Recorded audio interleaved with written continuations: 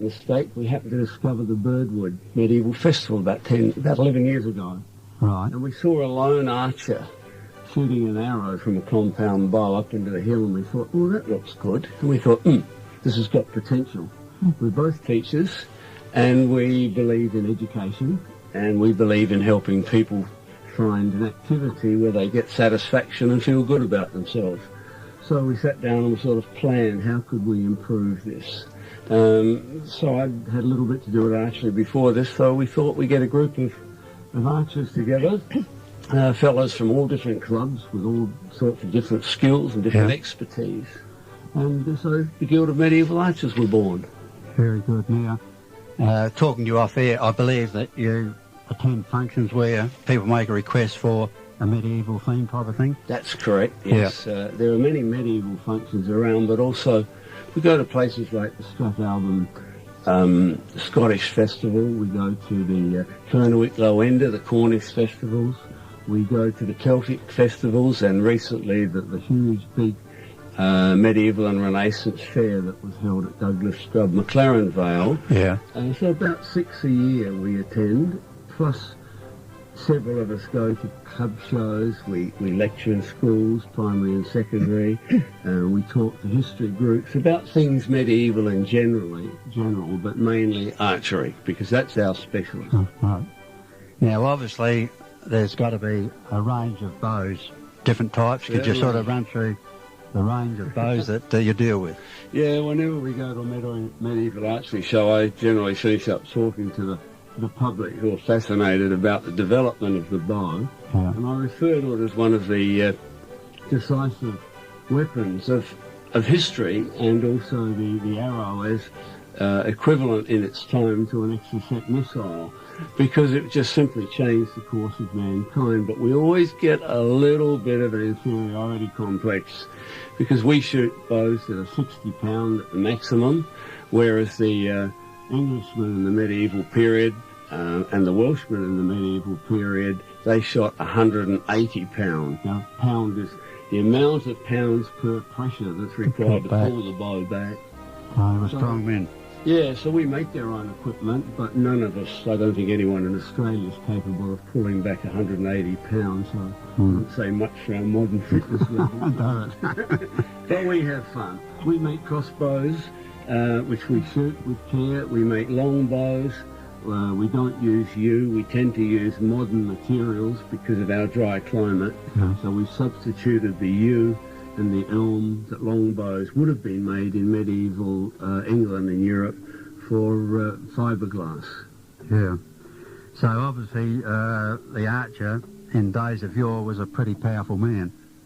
He was absolutely the most powerful person on the battlefield, because we use a reference that a knight, to have the equipment that a knight required, the armour and the horses, in those days was exactly the same amount of money and effort required as if one owned a Learjet today. So my persona is of the year around 1245. That's when I've set my persona. So I use the equipment and eat the food and dress the same way as I would have then. But me being a peasant from the fields who's taken by the baron, because I happen to have an aptitude in archery revealed in the shoots that everyone had to go to after church, me, a peasant with a bent stick and string and a bit of wood with a sharp point on it, could kill the flower of, in this time particularly, the French aristocracy. Okay. And that didn't go down too well. So archers were never a favourite people, certainly with the opposition, but even with the people who employed us. The French used to cut off our fingers. Remember that V gesture of Winston Churchill? That was so that we could never shoot a bow again. Was it? And we became so powerful that the aristocracy, the church, didn't know what to do with us. So they set up a whole class called the yeoman class, which we know today as the middle class. So hence you have the working class, you have the aristocracy, the upper class, and you have the middle class, which came from the power of the longbowmen in medieval England. So it was a stratified organisation. Oh yes, well, all of medieval Europe was very stratified. Everybody relied on everybody else. In fact, the Communist Manifesto was based on the concept of the medieval period, and they replaced the church with the state. Yeah. Because the peasant, which is my persona, had to provide food to the baron, and then the baron had to provide the army for the king, or the kings at that time, and the king had to look after the church by donating the money to the kings, and the king had to look after his barons, and the barons had to look after me so I could provide food for him. Down the chain. Yeah, absolutely, yes. Yeah. And so one of the things we do when we present the medieval concept to people is try to get them to appreciate that since the Renaissance, there's been a whole shift that in medieval times the bow wasn't important to me. It was often burnt after the battle. Possessions weren't important to me because everything was given to me by God, and I was only here on earth for a short time, and then I was looking forward to going to God. Yeah. Whereas today the shift seems to be that we have to have possessions. Whereas one couldn't survive if you did that in the medieval period. You had to share. Yeah. Our special guest today is Ian Stratford, and he's a member of the Guild of Medieval Archers. Now, when you're not educating children and giving displays, do you have other activities that you go perhaps sharpen up your target practice abilities? Well, as I said, we're all members of various clubs all over South Australia, but some from Whyalla, and we've got the various disciplines of archery, because archery is a real fun sport. It can be what you make it, being exciting, or it can be very relaxing. But we all shoot at various clubs. There are two sorts of archery, I guess you could, or perhaps three. One is target archery, more like one would expect to see in the Olympics. Yes. Then there's field archery, where it's more perhaps like golf, where you're involved in shooting an arrow at an unmarked distance and trying to get as few arrows to hit the target that you require. So it's a lot like golf in many ways. And then there's crossbow archery, which is more akin to rifle shooting without the noise. Yeah.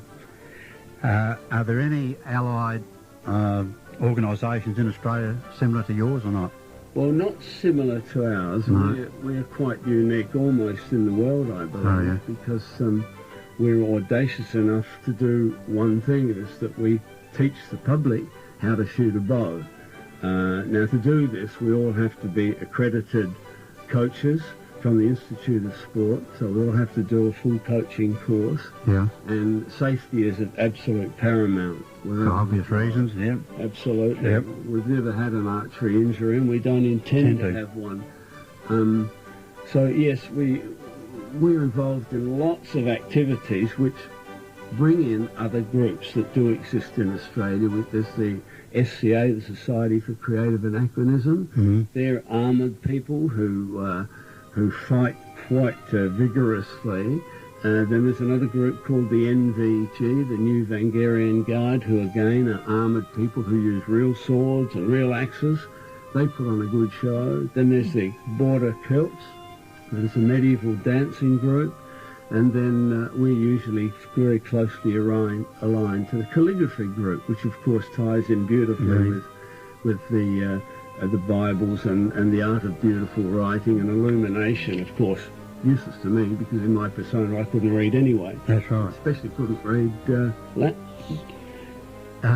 What about membership? Are you looking for members, or have you got full quota? What's the situation there? Good question, one that's always a little difficult. Because we don't exist as a club, but we only meet whenever there's an event on, we try to keep our organisation to an absolute minimum, because our members are very busy people. They're school teachers, bank managers, secretaries and presidents of archery clubs, etc., etc. They're real interesting people. And so what we do is we only ever get together whenever there's a show on. So we had one at Spear Creek lately. So they all gathered up at Spear Creek after we'd given them information. Then people say, how do I join? They get so enthusiastic seeing us shooting running deer. This is a target of a running deer, not a real running deer, of course. No. Shooting objects out of the sky with great skill and a great degree of luck. And they say, how do we join? Well, what we say is, look, go to your local club, have a look around. If you like what the longbow is, because it's one of the most difficult forms of archery to master, if you like that, if you're game enough to dress up in drag, if you're game enough to come around, we're leaders of gamers, and we do all the work. We put the targets out, make the targets, keep the equipment going, and pack up afterwards, and then take the hits when something goes wrong. Okay.